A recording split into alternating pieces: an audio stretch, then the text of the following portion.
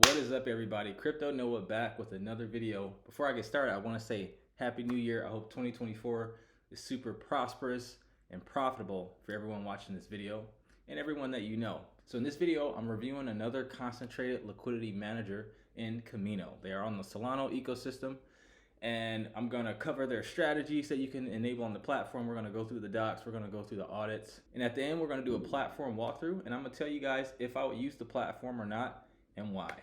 So before we get started, I do have to say this should not be taken as financial advice. Please consult with your financial advisor before making any investment decisions. This video is for your education purposes only, and like we always say, do your own research, but use this channel as a starting point. So like I said, Kamino is a concentrated liquidity manager. They do things a little different though. I made a video on yldr a few days ago on how you can use your uniswap v3 positions as collateral as well as lever up on them. Guess what? This platform allows you to do a similar thing. You can use your concentrated liquidity position as collateral and borrow other assets. So without further ado, let's start going through these docs and see if Kamino is a good fit or not. Okay, so before we start, I have to break down Solana first because I haven't talked about it on this channel because I'm not a big Solana bull, to be honest with you. I don't own any Solana, so I just wanted to be transparent with that. So Solana is a layer 1 blockchain, just like Ethereum, just like Cardano, just like Polkadot, that enables smart contracts to be built on top of them. So if we go to DeFi Llama and we go to chains, you go to Solana and you can see that it's number 5 in TVL, $1.4 billion in total value locked, and 121 protocols built on it. And you can see in the past month that TVL has increased, mostly because of the memes that's been happening on Solana. You know, a big reason why I'm not a big Solana bull is because there aren't any like revolutionary protocols built on it that it's overvalued. Basically, guys, Solana's overvalued. The transactions, like everything happening on the chain, it's a VC chain. A lot of money was pumped into it. I've never even downloaded a Solana wallet or played with the platform, if I'm just keeping it a buck with y'all. But you can see the TVL has been rising a little bit like it has been all of DeFi, but there are other protocols where it wasn't such a flat line right here, pretty much right at the bottom. It got down to $279 million, guys. That's crazy. And now we're on DeFi Llama still, and you go through the category of liquidity managers, you can see that Kamino Liquidity on Solana is number 3 in all concentrated liquidity managers. And I've done a video on Arrakis. I also done a video on Gamma. I did one on Steer, and I also did one on Maverick, which is down here. I'm going to eventually get to all these. You guys let me know which ones you want to hear about most, but right now I'm just going in order. But you can see that it's $87 million locked on the platform. And if we click on Kamino Liquidity, we can see that the increase was more recently. Pretty much around end of October, beginning of November, we started to see a large spike. Okay, so here we are on the docs, and it says, what is Kamino Finance? It says it was originally created to offer users the easiest way possible of providing liquidity and earning yield on chain. It says today they're a first of its kind DeFi protocol that unifies lending, liquidity, and leverage into a single secure DeFi product suite. On Kamino, users can borrow and lend their assets, provide leveraged liquidity to concentrate liquidity dexes, build their own automated liquidity strategies, as well as use concentrated liquidity positions as collateral. All right, and we're gonna go through all of these products here. So we're gonna start with their Lightpaper, and let's go through some of the important features. Let's talk about elevation mode. So it says, this was first introduced in Aave v3 as an efficiency mode, and it allows users to borrow highly correlated or soft-pegged assets at a more capital efficient LTV, aka loan to value ratio. So in case you guys aren't familiar with loan to value ratio, it's basically, let's say you want to borrow $50,000 and you have $100,000 in collateral. Well, if you use that, you have a 50% loan to value ratio. It means the amount you want to borrow, your loan, is 50% of the value of your collateral. That's why it's loan to value ratio. How much are you trying to borrow versus how much you put up in collateral? And I never like to let my loan to value ratio go over probably around 60%. It depends on what strategy I'm deploying, but as a general rule, that's what I like to do. So this basically allows you to have a higher loan to value ratio that they will allow on, like it said, soft pegged assets. So like, for example, Solana or MSOL, which is a Solana derivative. This is, if you're looking at ETH, this would be like liquid staked ETH and ETH. If you would borrow in assets like that, you can have a higher loan to value ratio, which means you don't need as much collateral to borrow more money. Next up, we're going to talk about their CLMM, which is concentrated liquidity market maker liquidity provision tokens as collateral, aka K tokens. So it says with the growth of UniV3 and concentrated liquidity as DeFi's primary liquidity model, it stopped leveraging LP in its tracks because the LP positions from Uniswap V3 positions are NFTs, aka non-fungible like it says here, and it can't be used as collateral as easy because before then you would just get an LP token, which was like probably like a ERC20 token or whatever the standard is on that chain. So basically, when you enter into a concentrated liquidity position, you get what's called a K token, and these K tokens serve as LP tokens so that you can leverage against them, stake them, and earn extra yield. And it says these positions called K tokens are fungible, easy, liquidatable SPL tokens. KLend supports these K tokens as collateral, allowing users to leverage by borrowing against / looping their LP positions. Now I want to talk about their protected collateral feature. So it says on KLend, users can opt to keep their collateral assets from being borrowed by other users, thus protecting their assets from any borrower default risks. Such assets referred to as protected collateral can still be used as collateral for borrowing by the depositor, but they do not earn interest on these assets. Protected collateral can be withdrawn at any time. Okay, so I feel like this feature is cool because like I'm assuming that they're an Aave fork because they are doing the same thing with allowing people to supply assets and then borrow against them. So there was a compound fork that I'm not going to mention here that I supplied assets on so I can borrow against it. But the bad thing about it, they didn't have this feature. So my assets that I supplied, people borrowed against it. And given that there wasn't enough liquidity on the platform, I couldn't withdraw the assets I supplied until the borrowers paid off the debt, and my funds was locked for over 2 weeks.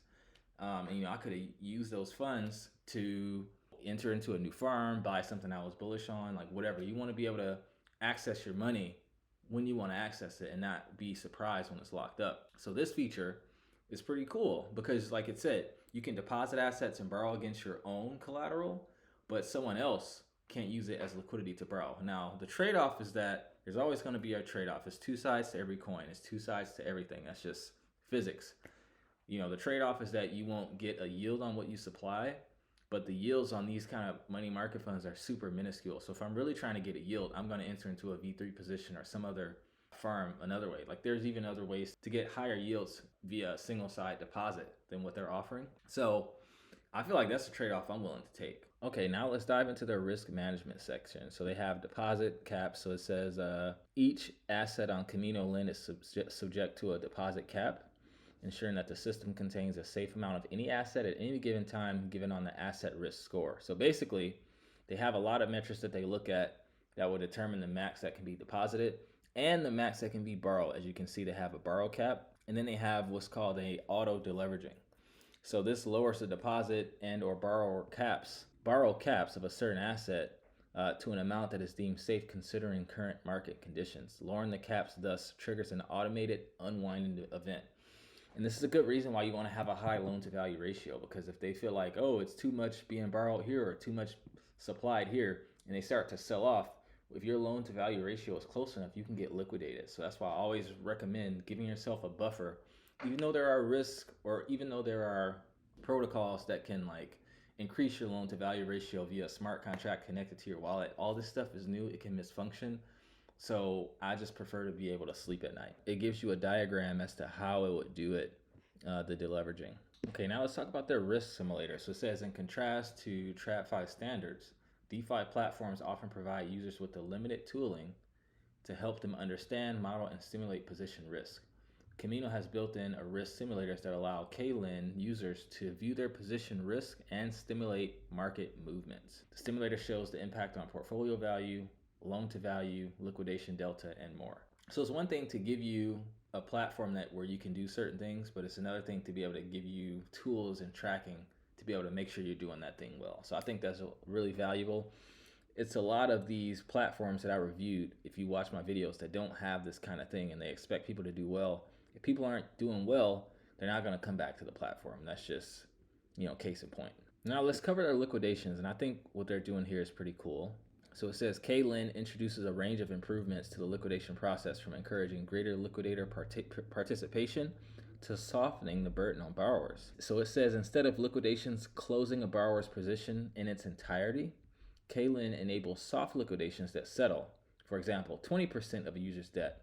In this scenario, Users who are only slightly over the liquidation loan to value are not severely punished, whereas users who far exceed the liquidation loan to value can be liquidated to a greater degree. It says here, if a liquidator catches a falling knife and cannot liquidate those assets quickly, then they lose money. As a result, liquidation penalties have been 5 to 10% or more.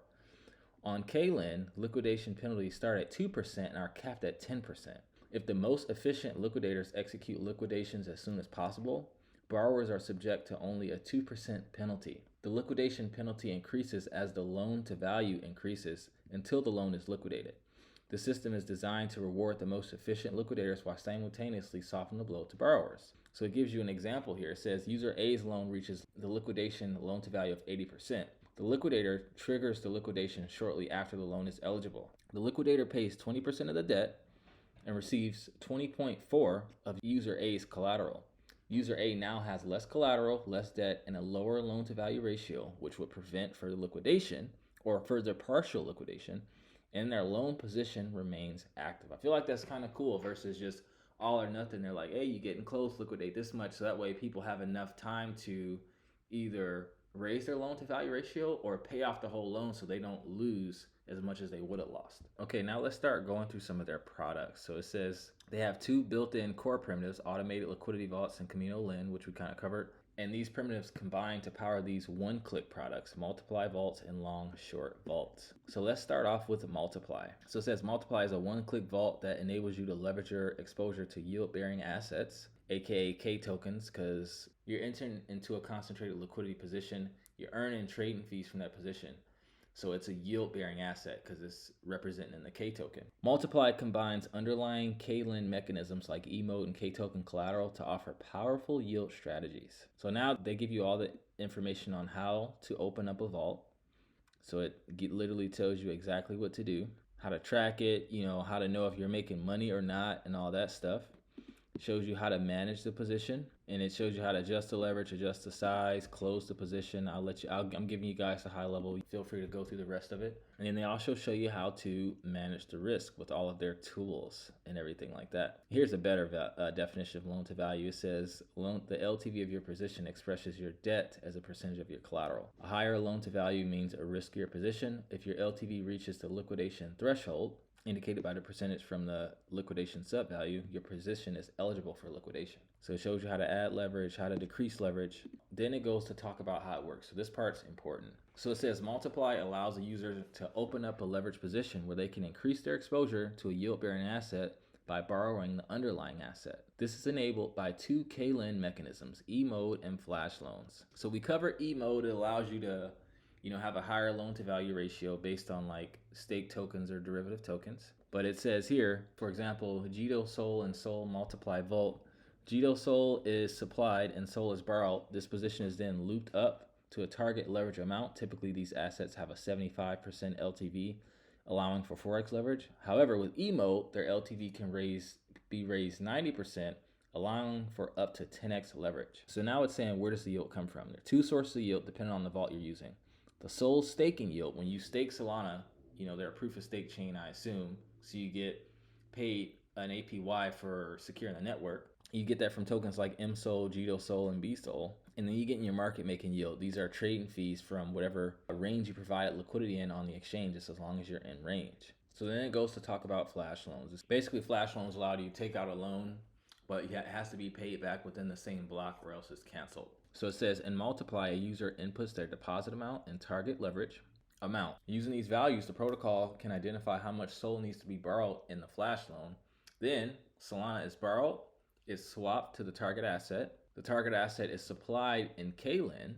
SOL is borrowed against the target asset. Remember, because you can take your K tokens and borrow against them. So then that borrowed Solana is used to repay the initial flash loan, and the position is open at a target leverage, and you make the fees. So it's, what are the fees for this kind of action? There aren't any. Every action in multiply uses the KLIN flash loans mechanism, which incurs no fees. That's pretty cool. And then it says a multiply position can be liquidated if the collateral asset depegs from the debt asset price. So like, let's say you have Jito Sol and the protocol just goes to shit and it depegs, you can get liquidated. So you can always keep that in mind. And it goes into all the risks. Liquidation risk, which we just talked about, depeg risk, which we just talked about, Deleveraging, if the platform deems that it's too much on the supply or borrow side. Socialized losses, as well as smart contract risk. So you guys want to keep all of this stuff in mind if you're deploying any of these strategies on this platform. So now let's go into their borrowing and lending. So supplying assets is just like you do on AvaX, standard supplying and withdrawing. It goes to talk about how K token works, the lending strategies you can do, one-click loops, which I don't think is ready yet. And I've talked about doing this on Radiant. You supply USDC as collateral, you borrow USDC, you take that borrow USDC, deposit as collateral again, borrow more, and you can just keep looping that. It does increase your risk, especially if you're doing it with a volatile pair, because if it drops, the house of cards just come tumbling down on you. Delta neutral allows you to get a yield without having to worry about like any directional risk. And then basically leveraging Solana, being long Solana. Borrowing is pretty standard. You know, you just hit borrow after you have some collateral. You have to supply something before you can borrow first, because crypto is not a place yet where you can do under collateralized loans, although there are some protocols working on it that we're going to cover on our channel. Subscribe to the Know It Owl's YouTube channel as well. There we'll be covering other projects that isn't like so specific to yield farming. And you see that they have their audits here. So if you click that, it'll bring you to all their audits. Their audits look good. I've went through all of them. You just want to see that there were vulnerabilities that were identified, and on the next audit it was fixed.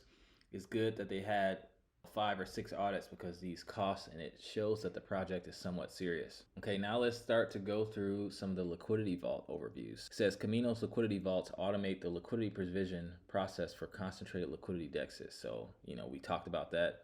They have their own strategies that they employ to try to generate passive income for you so that you don't have to manage it. So the first one is AutoSwap. So this basically allows you to supply and withdraw at any time you choose. That is pretty standard. AutoCompound. So it says with Kamino, you never have to harvest your yield again. So it says typically liquidity providers will have to manually harvest their fee earnings and redeposit it back into their position. This process is inconvenient and less effective. Kamino automates this entire process. At regular intervals, all the yield earned on your position, DEX fees and DEX rewards, will be automatically harvested and redeposited back into your position. Thus, over time, your fee and reward earnings across all your positions will increase. And it says a bot continuously monitors each position on Kamino. Whenever the fee plus reward earnings of a position exceeds 1 cent, the earnings are auto-compounded. This process occurs every 15 minutes. You know, auto-compounding can be good, but I typically never auto-compound my positions, especially my Uniswap V3 positions or concentrated liquidity positions. And the reason why is because I want to make my money and lock in the profits. Because if you keep auto-compounding, let's say you auto-compound for a year and you experience impermanent loss and that project never recovers. Although I always tell people never provide liquidity for any assets that you wouldn't mind holding on their own separately. So if that happens, you just wiped away all your gains, right? And you never know what can happen in crypto. Things can drop 50%. You might need that money. So the fact that they're doing it so often as well, and we're going to talk about their fees. That's one thing I don't like about this platform. If they're constantly rebalancing, they're locking in that impermanent loss for you, and it would be hard to win. I'm just being honest with you guys. I've been yield farming for a long time, and if you're interested in this kind of stuff, I have a company called Know It Owls, where we have great educational resources and coaching that shows you all these things that I do on this channel: how to conduct fundamental analysis and find good assets to buy, and how to generate passive income and use the same market making strategies that these large companies and banks and financial institutions are using in the traditional financial sector. So we teach you how to find pools, how to track, how to exit, technical analysis, so you know how to look at a chart, master your entries and your exits, literally everything you need to know to become a well-rounded, not just crypto investor, but agnostic investor, and be able to intelligently go where you see the best opportunities as they present themselves. So if you're interested in this kind of content, click the link in the description, book a free strategy session. One of our team members is going to hop on a Zoom call with you. We're going to ask you a few questions, get to know you, see where you're at on your journey, to see where we can meet you. Ultimately, the goal is to see if our program is a good fit for you. If it's not, we're happy to answer any questions you may have regarding yield farming and crypto while we're on the call, as well as point you in the right direction if that's what you're looking for. We are in beta right now, so the price is really, really cheap compared to what it's gonna be once we have, all of our ducks in a row and T's crossed and I's dotted, whatever that saying is. All right, now let's look at their auto rebalance. So it says, obviously you have to manually select your deposit ranges, As long as you're in that range, you're making money. Okay, that's pretty standard. So it says here, the liquidity provider's ideal outcome is that rebalancing is never needed, as rebalancing usually implies impermanent loss being realized. However, given certain triggers, Kamino automatically shifts liquidity into a new price range. Remember, guys, remember how often they said they're looking at this thing every 15 minutes. What if the price goes up and come back down and you don't even need to rebalance? That's why I prefer more control over this kind of thing, using something like Aperture on ETH or Arbitrum. I think they're on everything but Solana. So how does rebalancing work here? It says a bot monitors every vault on Kamino, checking whether rebalances are needed at intervals of 20 minutes, not 15. When a vault meets the strategy's rebalancing criteria, the process looks as follows. All funds are withdrawn, new range identified, funds swapped according to new asset ratio plus funds deposited. If deposit impacts asset ratio, thus remaining funds are swapped at new ratio, remaining funds deposited. So in terms of efficiency, they look for like max slippage so that you're not incurring slippage. And then they have like their rebalancing strategies. So stablecoin strategies rarely move. SOL only, they have a little bit of a drift, but not too much since they're pegged to the same thing. These mixed strategies, which are the most profitable ones, are the ones I'm worried about the most. It says this should be rebalanced to ensure optimized ranges, but will experience impermanent loss upon extreme price diversion, which is bound to happen. And we show you here at Know It Alls how to use impermanent loss as your friend. You can't do that with protocols like this, though. That's the unfortunate thing. Like, impermanent loss isn't necessarily a bad thing, especially if you're trying to get paid to buy the dip, or if you're using it as a take profit strategy. Like, you can't do those kind of things on here. Now let's go into their fees, and this is the sucky part. So they have 3 different fees. They have a deposit fee, right? So they're making money, a percentage of what you deposit every time. They're making a percentage of what you withdraw every time.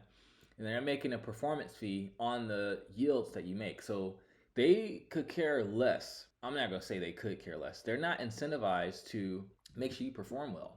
Like, even if you're experiencing impermanent loss, if you're making yield before you experience that impermanent loss, they're still taking their performance fees. They still got their deposit fees, and they're going to get their withdrawal fee if you deposit. So it's a percentage here on deposit and withdrawal. And it says they vary between different vaults. This right here is what would keep me away, because I know that, and I can outperform these things, and I don't have to worry about 3 different fees. Like, that's crazy. So they give you all the strategies on SOL only strategies. They give you the optimal market conditions, range overview, strategy risk. Same with stable coins. Same with mixed strategies. I'll let you guys dive into that. They have creator vaults, and these allows you to create your own automated strategies. A lot of these platforms have these. You can stimulate their performance and track their analytics. They do have good analytics tracking, similar to Gamma. These vaults use Kamino's infrastructure to rebalance, auto-compound, and monitor performance. They show you how to set it up, how to set up the strategy, how to back test it. And then they also have private vaults where you can have more custom strategies using their software development kit. All right, so now that we've went through all the docs, let's do a platform walkthrough. I'm gonna go through all the features and try to explain them the best way I can. And at the end, if you stick around, I'm gonna tell you on if I would use this protocol or not and why. All right, so here we are on app.kamino.finance. So they tell you the yields you can get when you supply, the yields you pay to borrow. Not too bad, mostly Solana assets. And these allow you to deposit liquidity into a DEX. Looks like they have Orca as the most popular DEX in Radium. And they give you the yield. I want to sort by APY, so I'm gonna click 7-day APY. All right, you got Guac Sol 834%. It gives you the strategy behind it and how you make the yield. Yeah, I'm not too familiar with the Solana ecosystem, so if you see something that you like here, like, feel free to explore. They have some pretty high yields here. Let's see if we can track some of the performance of these here. So you go here, you got the 7-day APY, it gives you the strategy, the volume, like all those metrics. Your position, obviously I don't have a position. Analytics, so this is what I like here.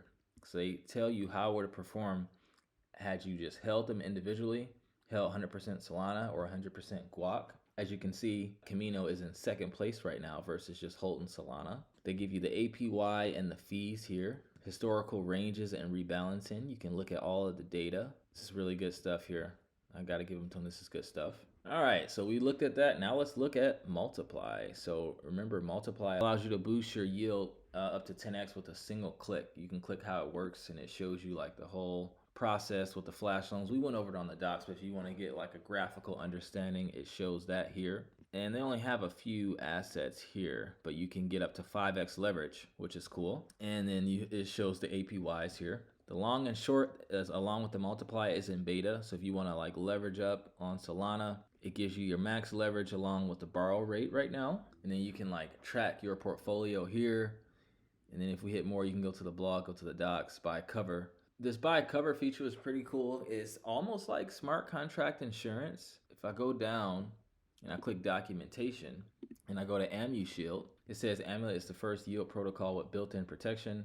It provides a direct avenue for safety and assurance to Web3 users by seamlessly integrating its yield vaults with top yield generating protocols. These vaults are equipped with meticulously designed risk management strategies and financial protection mechanisms which bring users and underwriters together. And it says AMU Shield monitors each user's deposited assets 24/7 to initiate emergency asset retrievals for vault withdrawals in the event it detects funds missing from the strategy's underlying pool. It also provides some basic financial coverage from a safety fund and eventually external underwriters, and handles the administrative burden of tracking and collecting any compensation from the underlying protocol on behalf of its users. So sounds like smart contract insurance mixed with, you know, another eye on all the pools and everything that's happening within the platform. So if it's something fishy's going on, it can withdraw those funds for you. And I'm sure they charge some kind of fee for that. And that's pretty justified. It gives you all the fees here. But this video isn't to do a deep dive on Amulet. I just wanted to touch on that. So now that we went through the platform, we went through the docs, would I use this platform or not, and why? The answer is, as always, it depends. So I'm gonna talk about the reasons why I would use it first. I love the analytics they offer on tracking. If there was ever an asset I wanted to get a yield on Solana, I never know what can happen in the future. Maybe Solana can change some things.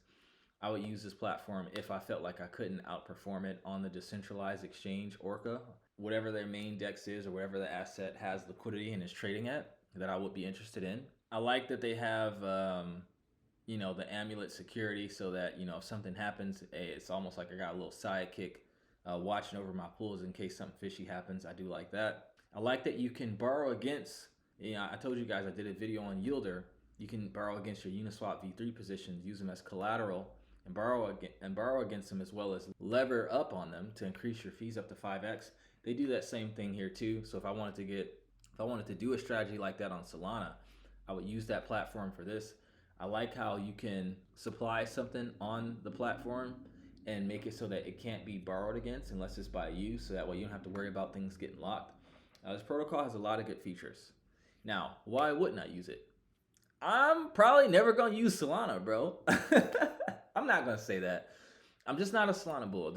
I've read all the white papers of all the layer 1 blockchains, all the layer 2s, and there are just a list of platforms that I'm way more bullish on versus Solana.